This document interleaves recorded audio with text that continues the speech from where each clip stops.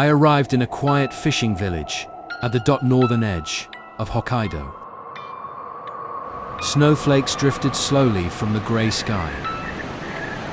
The air carried the scent of salt and cold metal.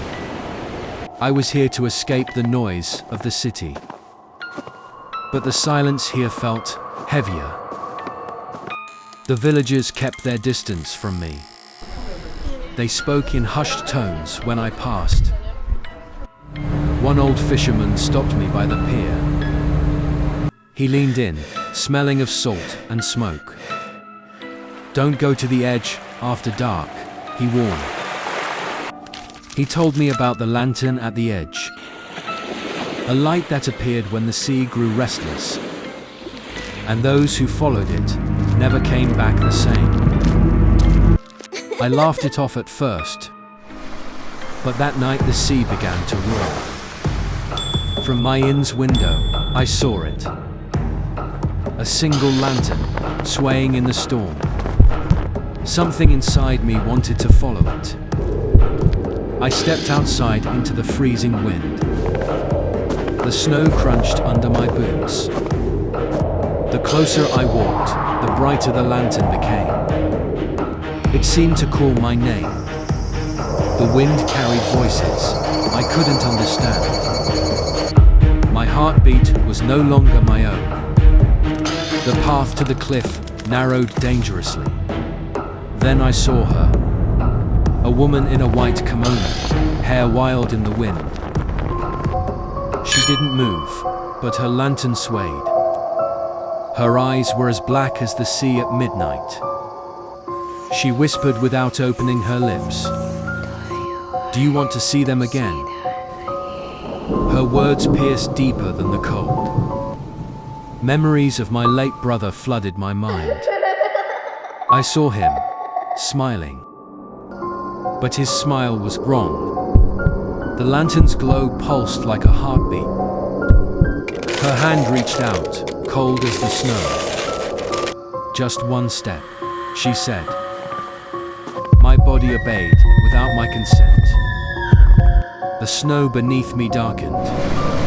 The sea roared louder. The wind screamed in my ears. The lantern's light expanded, engulfing everything. My vision blurred into white. Then, silence. I stood in a field of snow I didn't recognize. The lantern floated ahead of me. Shadows moved inside it. Faces pressed against the paper from within. Some were smiling, others were screaming. One face was my brother's.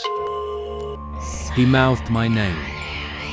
I reached toward him, but the paper of the lantern felt like skin. It pulsed under my fingers.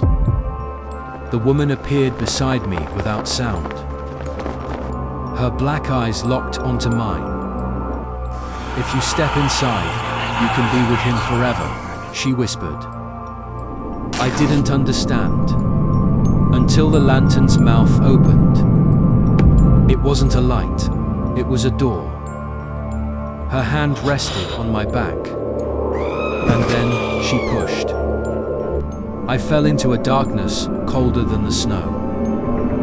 The light disappeared above me. I landed in water. The cold stole my breath instantly. Shapes swam around me. I saw faces, some peaceful, some twisted. My brother was among them. He reached for me, but his skin peeled away in the current. The lantern wasn't guiding souls, it was consuming them. The woman floated above, watching me sink. Her kimono spread like ink in the water.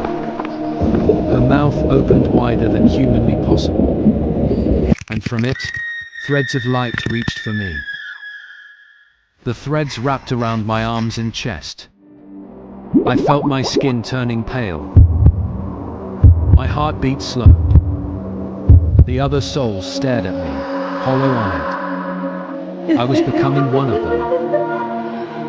Then suddenly, I was standing on the cliff again. The storm was gone. In my hands, the lantern. It felt warm now, but the warmth was not comforting. I could hear whispers inside it. One of them was my own voice. I realized I hadn't escaped.